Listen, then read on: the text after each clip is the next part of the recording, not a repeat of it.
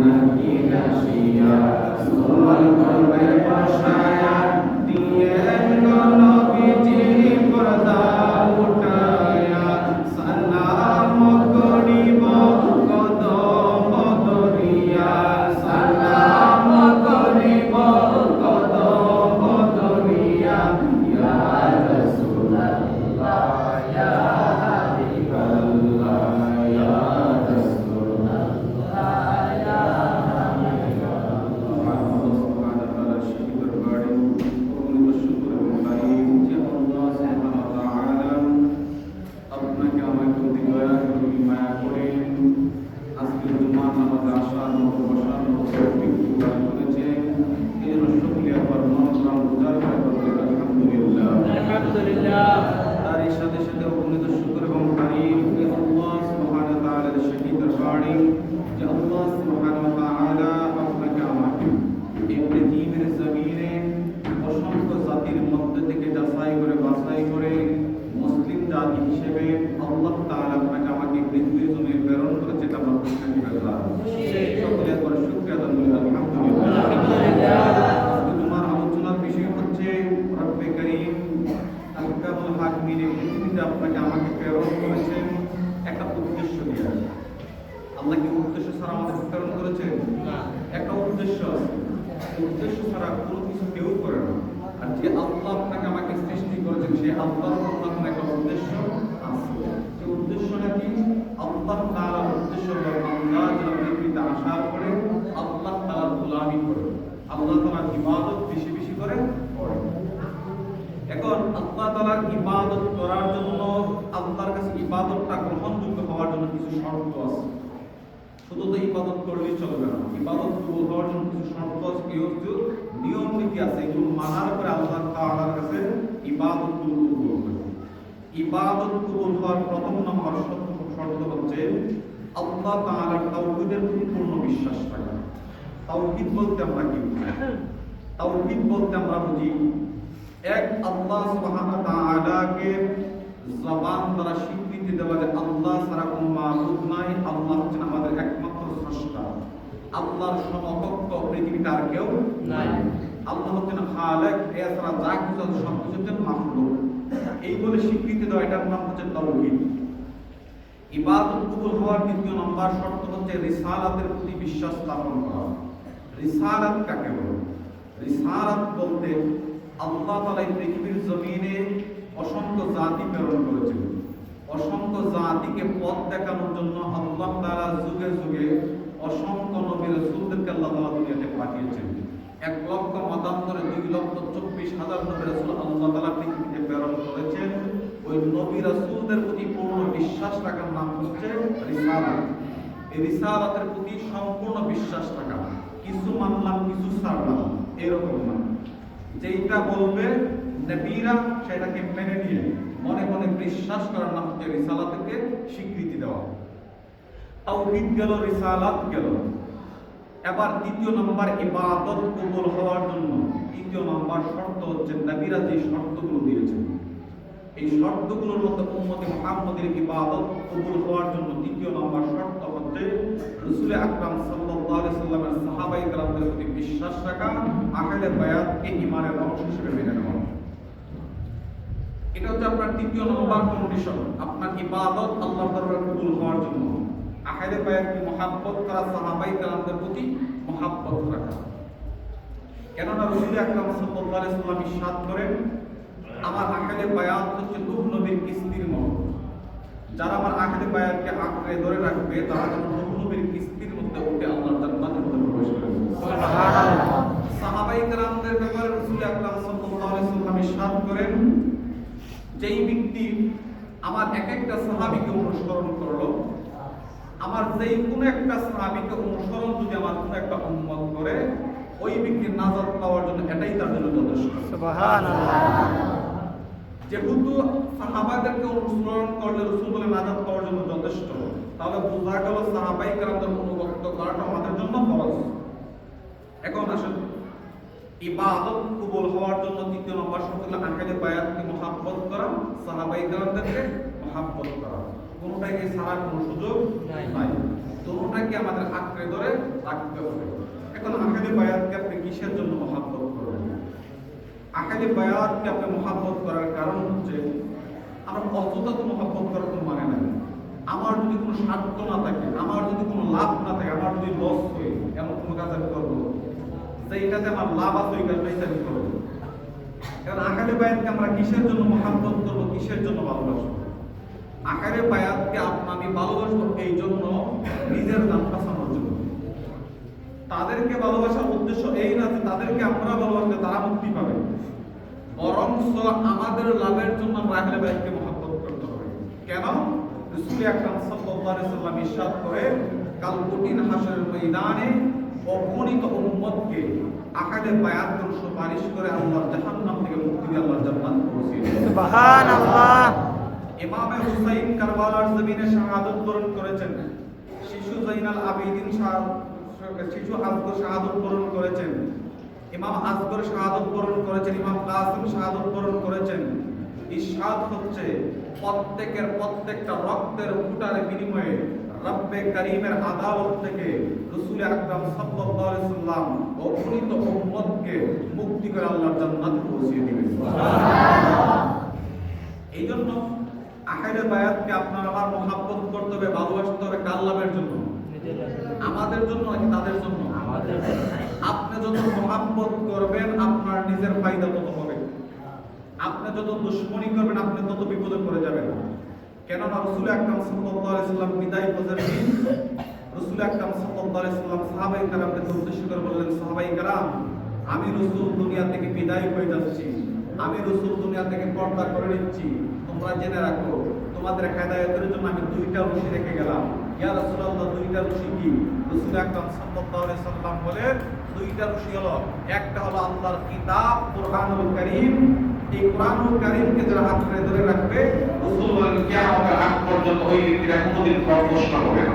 সুবহানাল্লাহ। রাসূল বলেন দ্বিতীয় নাম্বারটা হচ্ছে যেই ব্যক্তি আমার আহলে বায়াতকে মহব্বত করবে, আমার আহলে বায়াতকে আঁকড়ে ধরে রাখবে, কিয়ামতের আগে কোনোদিন আল্লাহ তাআলা তাকে প্রশ্ন করবে না। এবার আহলে বায়াতের ব্যাপারে আপনি কি চিন্তা করবেন একটু দেখেন। রাসূল আকরাম সাল্লাল্লাহু আলাইহি ওয়াসাল্লামের আহলে বায়াতের ব্যাপারে রাসূল আকরাম সাল্লাল্লাহু আলাইহি ওয়াসাল্লাম নাসাঈর হাদিসে ইরশাদ করেন, যেই ব্যক্তি আমার আহলে বায়াতকে মহব্বত করলো সে যেন আমি রাসূলকে স্বয়ং মহব্বত করব। রাসূল বলেন, যেই ব্যক্তি আমার আহলে বায়াতের সাথে দুশমনি করলো সে যেন আমি রাসূলের সাথে দুশমনি করব। তো আহলে বায়াতকে যদি কেউ মহব্বত করে স্বয়ং রাসূলকে মহব্বত করা, আর কেউ যদি আহলে বায়াতের সাথে শত্রুতা করে দুশমনি করে স্বয়ং রাসূলের সাথে দুশমনি করা হবে। যদি আপনি নিজেকে ঈমানদার দাবি করতে হয়, আপনাকে যদি নিজেকে মুমিন বলে স্বীকৃতি দিতে হয়, আপনার প্রধান কাজ হচ্ছে আহলে বায়াতকে আপনার জানের চেয়ে প্রাণের চেয়ে বেশি মহব্বত করা। এবার দেখেন আহলে বায়াত কারা? আমরা চিনি পাকে পাঞ্জাব, আমরা প্রত্যেকটি চিনি। চিনার মধ্যে এক এক করে এক একটা কোয়ালিটি রয়েছে। যেমন মা ফাতেমা রাদিয়াল্লাহু ব্যাপারে রাসূল আকরাম সাল্লাল্লাহু আলাইহি ওয়াসাল্লাম ইরশাদ করেন, যে ব্যক্তি ফাতেমার ব্যাপারে রাসূল বলেন, ফাতেমা হচ্ছে পৃথিবীর প্রথম থেকে শুরু করে কিয়ামতের আগ পর্যন্ত পৃথিবীতে যত নারীরা আগমন করবে যারা জান্নাতের মেহমান হবে, প্রত্যেক জান্নাতি রমণীকে, প্রত্যেক জান্নাতি নারীদের সরদার হবে আমার ফাতেমা রাদিয়াল্লাহু। সুবহানাল্লাহ। ইমামে হাসান ইমাম হুসাইনের ব্যাপারে রাসূল আকরাম সাল্লাল্লাহু আলাইহি ওয়াসাল্লাম ইরশাদ করেন, জান্নাতের মধ্যে যত যুবকরা প্রবেশ করবে প্রত্যেক যুবকের সরদার হবে আমার দুই নাতি ইমামে হাসান ইমাম হুসাইন রাদিয়াল্লাহু তাআলা।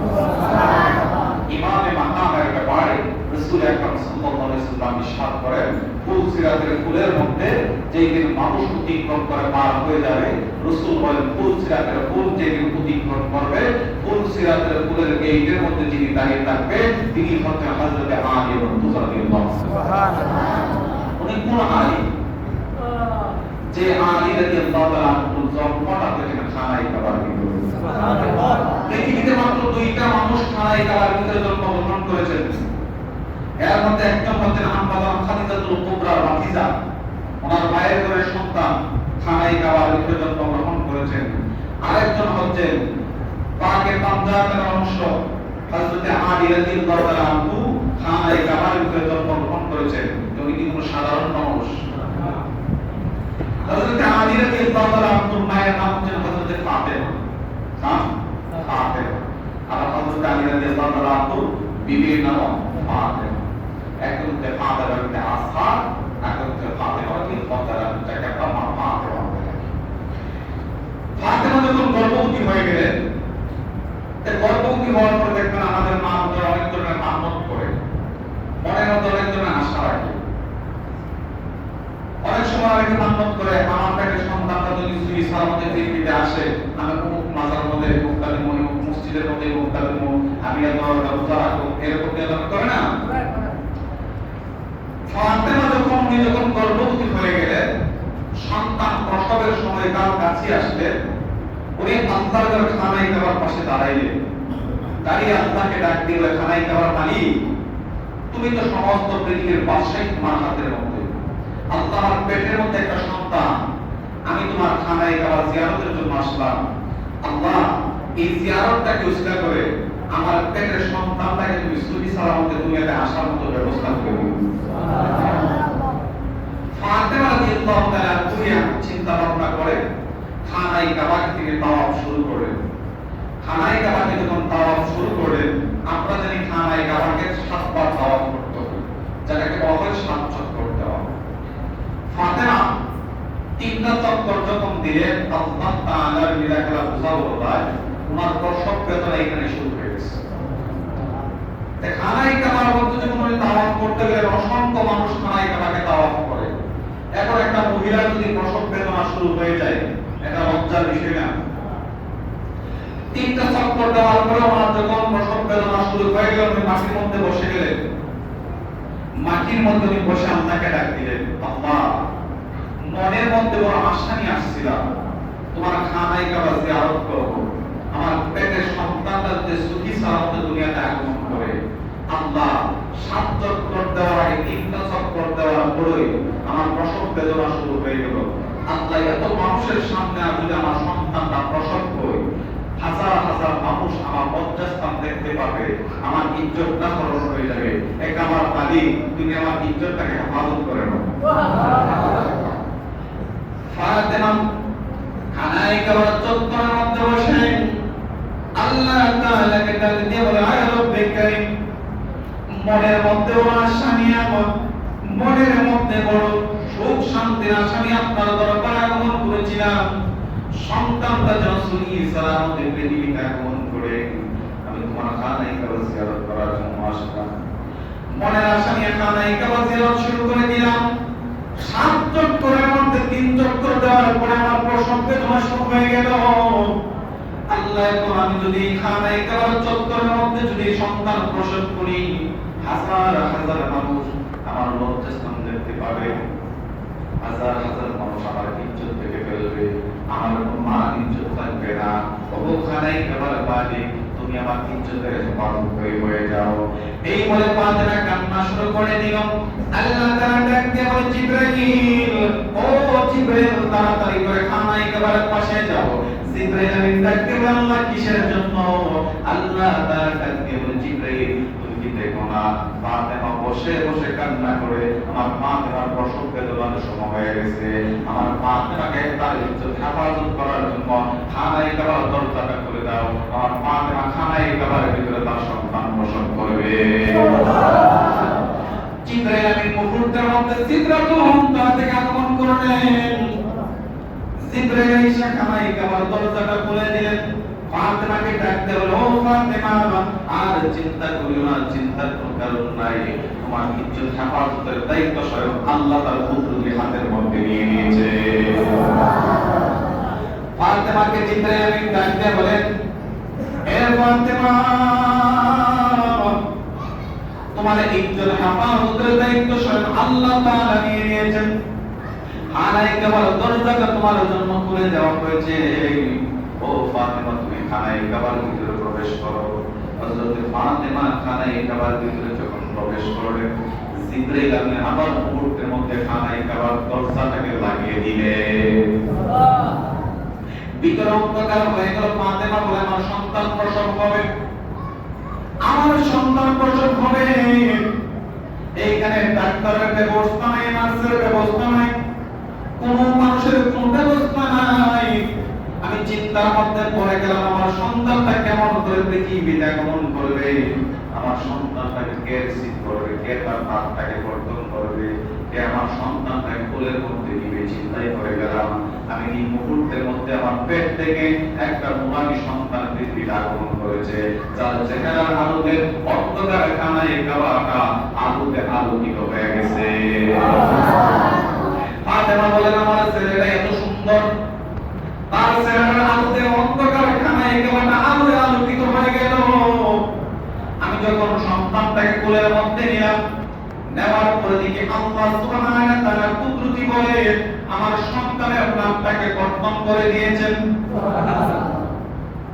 আমরা সন্তানের কি করব লাগে, তাই উইলা তাইটা একটা বুদ্ধিয়া কত কিছু করব লাগে।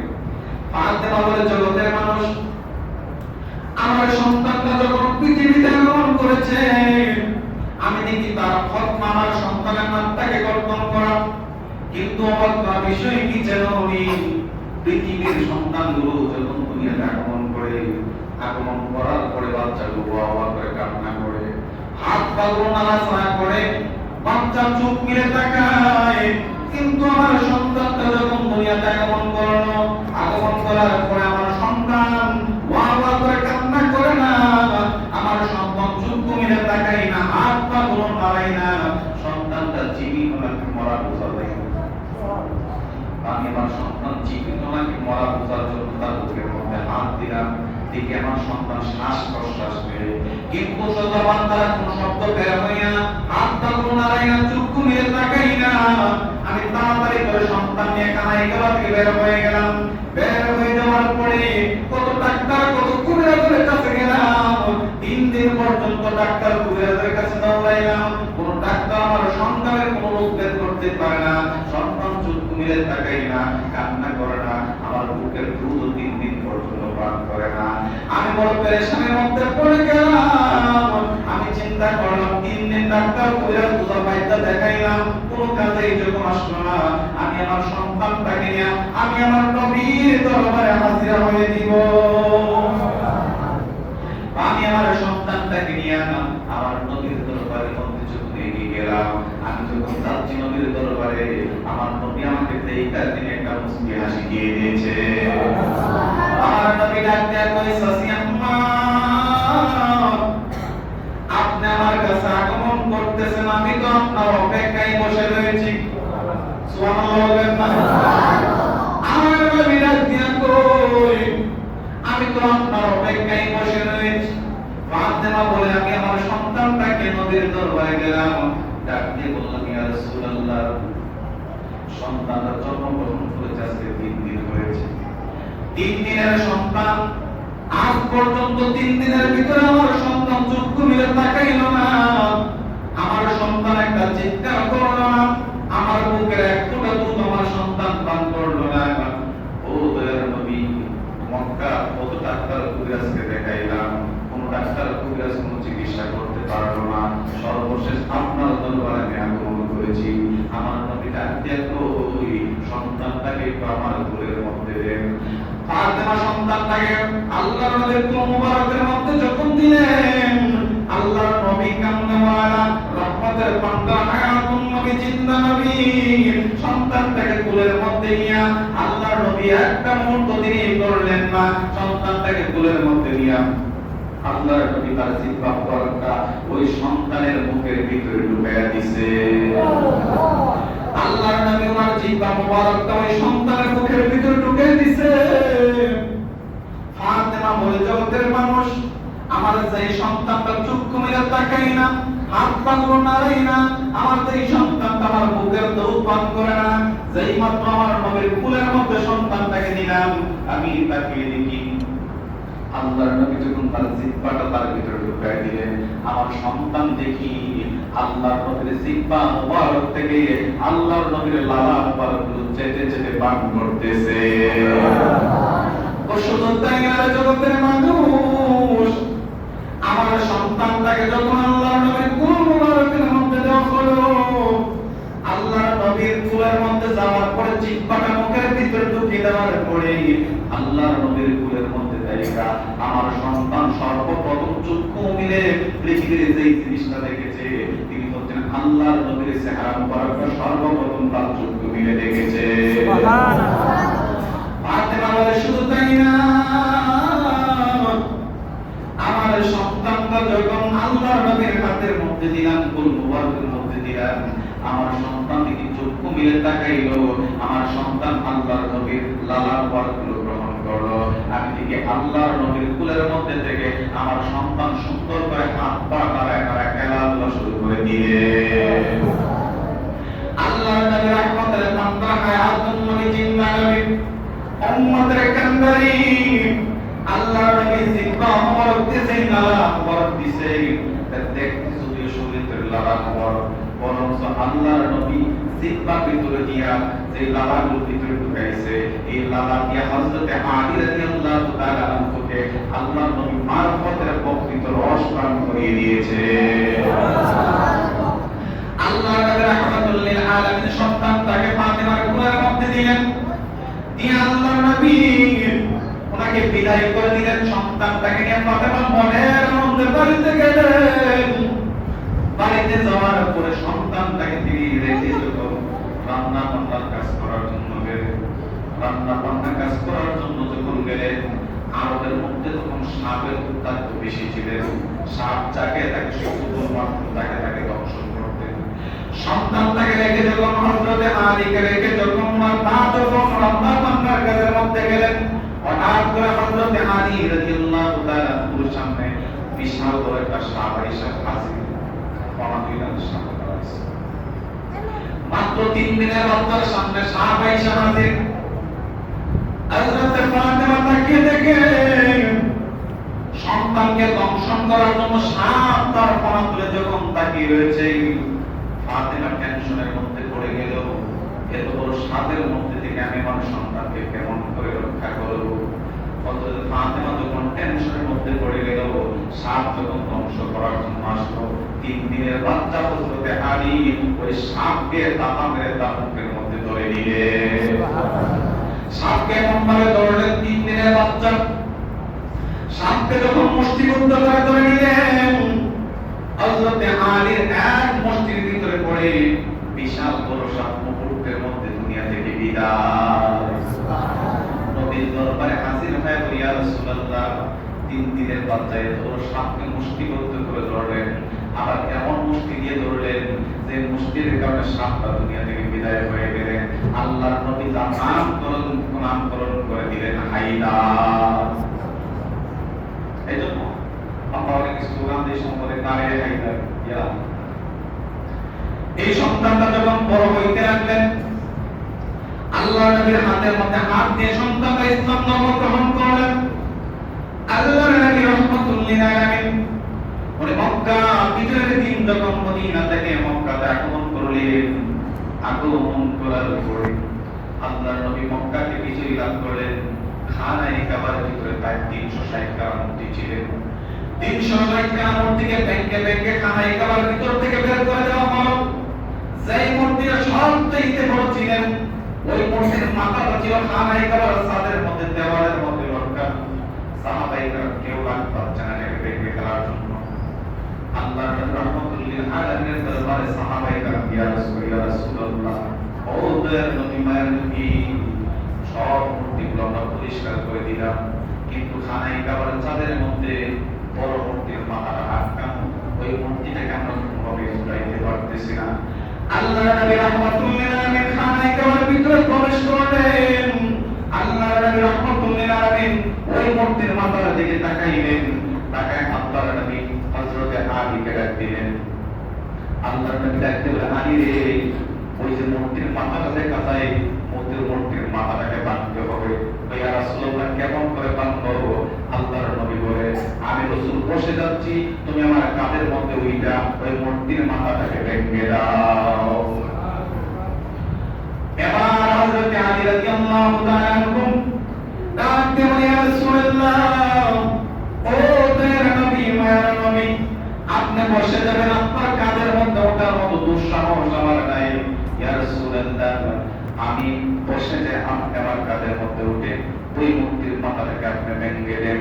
আল্লাহর নবী ডাক দিয়ে বলেন, আলী রে, আমি নবুয়তের ভার বহন করার মতো সৃষ্টি জগতের মধ্যে কোন মানুষকে আল্লাহ সৃষ্টি করে নাই।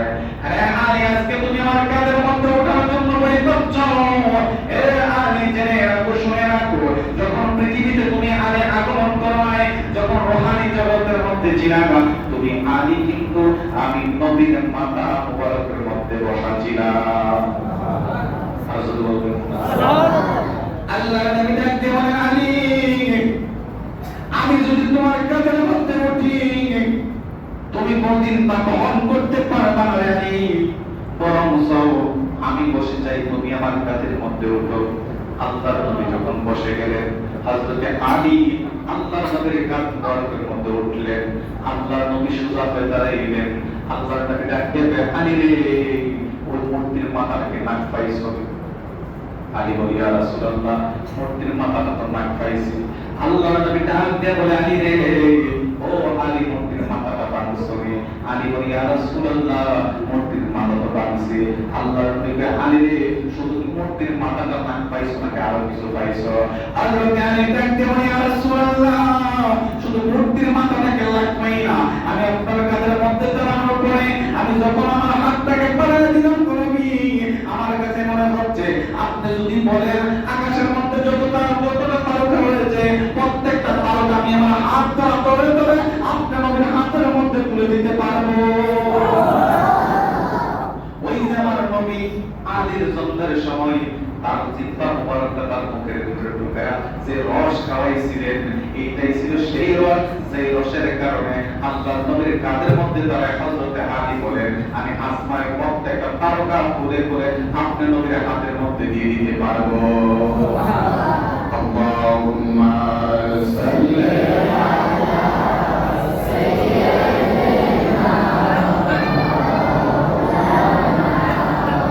মুহাম্মাদ ওয়া আলা আলি সাইয়্যিদিনা মাওলানা।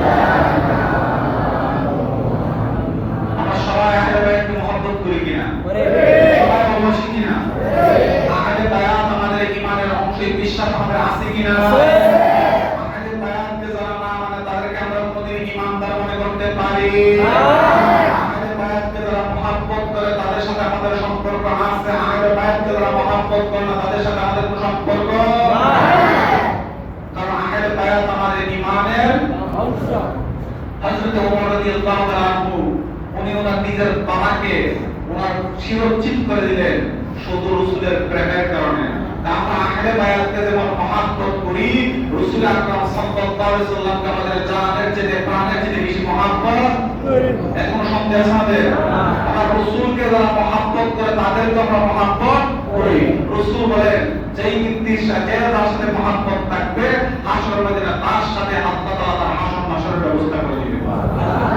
এবার দেখেন, আমাদের এই দেশের মধ্যে বিভিন্ন মানুষ আছে, আল্লাহ রাসূলের শানে মানে ইজ্জতের উপর আঘাত দিয়ে কথা বলে, এরকম মানুষ আছে না? আবার তাদের প্রতিরোধ করার জন্য, এই পেয়ারে রাসূলকে শাস্তি দেওয়ার জন্য আল্লাহ পাক এই পৃথিবীতে বহু আশিক রাসূলকে আল্লাহ তাআলা পয়দা করে দিয়েছেন। যেমন দেখেন, আমাদের দেশে তো পেয়ারের অভাব নাই। চাঁদপুরের কোন এক মসজিদের মধ্যে এক ইমাম আমার মতো মসজিদের মিম্বরের মধ্যে বসে আল্লাহ রাসূলের শান মানে কটাক্ষ করতে যাইয়া বলতেছেন, আল্লাহ রাসূলের কাছে তোমরা কি চাইবা? আল্লাহ রাসূল তোমাদেরকে কি দিতে পারবে? আল্লাহ রাসূল তোমাদেরকে দেওয়ার কোনো অধিকার নাই। আল্লাহ রাসূল হচ্ছে পিওর। নাউযুবিল্লাহ, নাউযুবিল্লাহ। আল্লাহ রাসূল নাকি পিওর? যেই ব্যক্তি আল্লাহ রাসূলকে পিওর বলতে পারে তার কি ঈমান থাকতে পারে? এবার দেখেন, বলতেছেন আল্লাহ রাসূল ছিলেন পিওর, আল্লাহ রাসূলের কাছে চাওয়ার কোনো কিছু নাই। বরং রাসূল আকরাম সাল্লাল্লাহু আলাইহি ওয়াসাল্লাম বলেন, আল্লাহ হচ্ছে সব কিছুর মালিক আর সব কিছুর বন্টনকারী হচ্ছে আমি রাসূল সাল্লাল্লাহু আলাইহি ওয়াসাল্লাম। সুবহানাল্লাহ। তার রাসূল বলে সব কিছুর বন্টনকারী আমি, আমার কাছে চাও। কিন্তু যে ঈমান করে আল্লাহ রাসূল পিওনের কাছে কোনো কিছু চাওয়ার নাই, সে কি কোনোদিন মুসলমান হতে পারে? না। দেখেন, আল্লাহ তাআলার খেলা লীলা বুঝাবো ভাই, পিওন কাকে বলে? পিউনের কাজ হচ্ছে আপনি কোন চিঠি যদি কোন জায়গায় প্রেরণ করেন, পিউনের কাজ হলো চিঠির ভিতরে কি আছে এটা দেখা তার দায়িত্ব না। চিঠিটা যার কাছে প্রেরণ করেছে তার কাছে পৌঁছে দেওয়া হচ্ছে পিউনের কাজ। আজ পর্যন্ত দেখছেন কোন পিউন চিঠি বুঝলা দিতে পড়ে যাচ্ছে না। যেই রকম ভাবে চিঠিটা দেওয়া হয় এই রকম ভাবে হুবহু এটা কোন জায়গা করতেছে, শুধু মালিকের কাছে হস্তান্তর করে দেখার কোনো অধিকার তার নাই। তা আল্লাহ রাসূলকে পিউন বলতো, তার এতটুকু বিবেকের মধ্যে বাদ না যে রাসূল আকরাম সাল্লাল্লাহু আলাইহি ওয়াসাল্লামকে আমি কেমন করে পিউন বলি।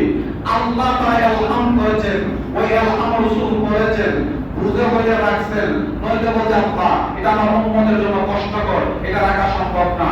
আল্লাহ রাসূল আপনার উম্মতের জন্য যদি এটা কষ্টকর হয়ে যায় এটা আমাকে আপনি ফেরত দিয়ে দেন, আপনার মন ইচ্ছা মতো আপনি শরীয়তের হুকুম দিয়ে দেন। সুবহানাল্লাহ। তো পিউনের কাজ তো করে দেখা নয়, পিউনের কাজ পরিবর্তন করা নয়, পিউনের কাজ এই নয় যে এটাকে পরিবর্তন করে দেবে। পিউনের কাজ হলো যা আসলো হুকুম তার ফেরত দিয়ে দেওয়া, হুকুম তার কাছে পৌঁছে দেওয়া। তো আমার রাসূল এমন এক নবী, এমন এক পয়গম্বর যার কাছে আল্লাহ ওহী এসেছেন, ইলহাম এসেছেন, রাসূল পড়লেন, বুঝলেন, ইচ্ছালে রাখছেন, বইতে ফেরত দিয়ে দিয়েছেন। ওই রাসূলকে কেউ যদি পিউনের সাথে তুলনা করে তার ঈমান থাকতে পারে না। আমরা কি তাদেরকে ঈমানদার বলে স্বীকৃতি দিতে পারি না? দেখেন আল্লাহ তাআলার খেলাধুলা, যেইখানে নমরুদ ছিলেন সেইখানে আল্লাহ তাআলা মুসাকে প্রেরণ করেছেন, যেইখানে ইব্রাহিম ছিলেন ওইখানে আল্লাহ নমরুদকে প্রেরণ করেছেন, যেইখানে আবু জাহেল ছিলেন, উতবা সাইবা ছিলেন, ওইখানে আল্লাহ তাআলা প্রতিরোধ করার জন্য নবী মুহাম্মদ রাসূলুল্লাহ সাল্লাল্লাহু আলাইহি ওয়াসাল্লামকে প্রেরণ করেছেন। ওই চাঁদপুরের জমিনে যে ইমাম রাসূলকে পিউন বলেছেন, যেই ব্যক্তি রাসূলকে অপমান করার জন্য জবান থেকে পিউন শব্দটা ব্যবহার করেছেন, ওইখানে আল্লাহ তাআলা নবীর সম্মান ইজ্জতকে প্রতিষ্ঠা করার জন্য এক আশিক রাসূলকে আল্লাহ তাআলা প্রেরণ করে দিয়েছেন। সুবহানাল্লাহ। যখন আমার নবীকে পিউন বলেছেন, আশিক রাসূল সহ্য করতে পারে নাই, গরীব মানুষ, সংসার চালানোর মতো কেউ নাই, তাদের প্রশংসা থেকে তার সে না থাকলে অন্যজন পরিচালনা করে এরকম কেউ নাই, সে তার নিজের চিন্তা করে নাই।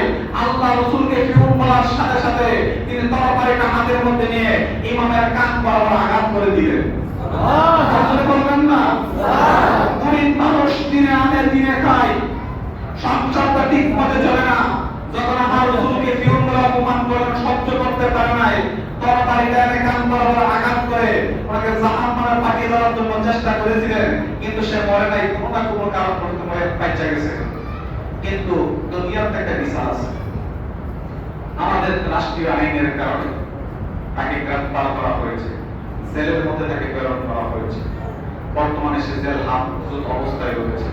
সেটা কোনো আশিকের রাসূল, এটা আমাদের কোনো সন্দেহ আছে না? রাসূলের সম্মান ইজ্জত রক্ষা করার জন্য সে জেলের মধ্যে আছে, তার চাইতে বড় আশিকের রাসূল আর কেউ হতে পারে না। ওই ব্যক্তিটা জেল হাজতের মধ্যে আছে, তার মামলাটা পরিচালনা করার মতো অর্থ সম্পদ তার নাই, বাড়িঘর তার নাই, অন্য জায়গাতে সে ভাড়া থাকে, মাত্র তার এক কাছের ছেলেটাও ছোট। এই আশিক রাসূলটা জেলের মধ্যে আছে। আমরা কি চাই না এই আশিক রাসূল জেল থেকে বের হয়ে নবীর প্রেমে উদ্ভাসিত হয়ে আরো নবীর প্রেমে আশিকদেরকে যেন নবীর প্রেমে উদ্ভাসিত করতে পারে? এটা কি আমরা চাই না? চাই। এই আশিক রাসূলটা জেল থেকে বার করবে, এই আশা তো আমরা সবাই রাখি। গরীব মানুষ, তাকে কিছু সহযোগিতা করার দরকার আছে না? এমন তো হতে পারে আজকে যদি আপনাকে কিছু সহযোগিতা করেন, কাল হাসরের ময়দানে আপনি যদি মুসিবতের মধ্যে পড়ে যান, আপনি জাহান্নামের আসামি হয়ে গেলেন, আল্লাহ যদি আপনাকে প্রশ্ন করে, আরে আব্দুর রহিম, আব্দুল করিম, তোর কি এমন আমল আছে যে তুই আজকে জাহান্নামের আসামি হয়ে গেলি? আর তোর এমন কোন আমল আছে কিনা যে আমলটা শুধু আমি আল্লাহকে, আমার রাসূলকে খুশি করার জন্য করছিলাম? একটু তালাশ করো। ফেরেশতারা তালাশ করবে, আল্লাহ তালাশ করবেন। তালাশ করতে করতে আপনি যদি আপনার জবাব দ্বারা বলেন, আল্লাহ আমি দুনিয়াতে বহুত অন্যায় করেছি, বহুত গুনাহ করেছি, বহুত পাপাচার করেছি, আল্লাহ আমার গুনাহের কারণে আমি জাহান্নামের আসামি হয়ে যাচ্ছি। আল্লাহ বলে একটা কাজ করেছিলাম, তোমার হাবিবের এক আশিক যখন জেলের মধ্যে বন্দী ছিলেন, আপনার রাসূলের সম্মান ইজ্জত রক্ষা করার জন্য, যখন আপনার রাসূল, আপনার আশিক রাসূলটা যখন জেলের মধ্যে ছিল, আল্লাহ তাকে জেল থেকে বের করার জন্য আমি 100 টাকা 50 টাকা দিয়ে সহযোগিতা করেছিলাম। আল্লাহ এটা যদি তোমার কাছে বলে হয় যে আমি তোমার আশিক রাসূলকে সম্মান করার জন্য, ওই কিন্তু তোমার রাসূলের ইজ্জত মান সম্মানকে আঁকড়ে ধরার জন্য জেলের মধ্যে গিয়েছিল, তাকে সহযোগিতা করার জন্য 100 টাকা 500 টাকা দিয়ে আমি সহযোগিতা করেছিলাম। এইটা যদি তোমার পছন্দ হয়, এইটাকে যদি তোমার ভালো লাগে, আমি সেইটার রাসূলের তোমার কাছে ক্ষমা প্রার্থনা করতেছি। রাসূল বলে আল্লাহ তাআলা যদি কোনো একটা উসিলা পায়, উসিলাটাকে নির্ভর করে আল্লাহ তাআলা ওই ব্যক্তির জিন্দেগির গুনাহগুলোকে মাফ করে দিবেন। আমাদের কিছু দান করা দরকার আছে না? আমরা ইনশাআল্লাহ দান করব তো। আমরা যদি দান করি, আমাদের এখানে যারা আছে, আমরা 2-3 জন লোক উঠবে, যে যত পারেন দিয়ে দিবেন। আমাদের টাকা আমাদের কাছে দিয়ে দেওয়ার পরে আমাদের কাছে আমাদের নাম্বার আছে, আমাদের আহলে সুন্নাত ওয়াল জামাতের পক্ষ থেকে টাকাটা আমাদের কাছে সরাসরি পৌঁছে দেওয়া হবে। আমরা 2-3 জন লোক দায়িত্ব উঠবো, ওইটা আমরা হাতে টাকাগুলো নিয়ে নিব। যারা এখন না পারেন আমরা পরে আমাদের কমিটির কাছে দিয়ে দেবেন। আমরা 2-3 জন লোকের পিঠে যাই। তারপরে অনেকে তো সাথে টাকা আনেন নাই, যারা দিতে ইচ্ছুক আপনারা আপনাদের নামগুলো বলে দিবেন, এরপর টাকাগুলো এখন তো আমরা তুলে নিচ্ছি।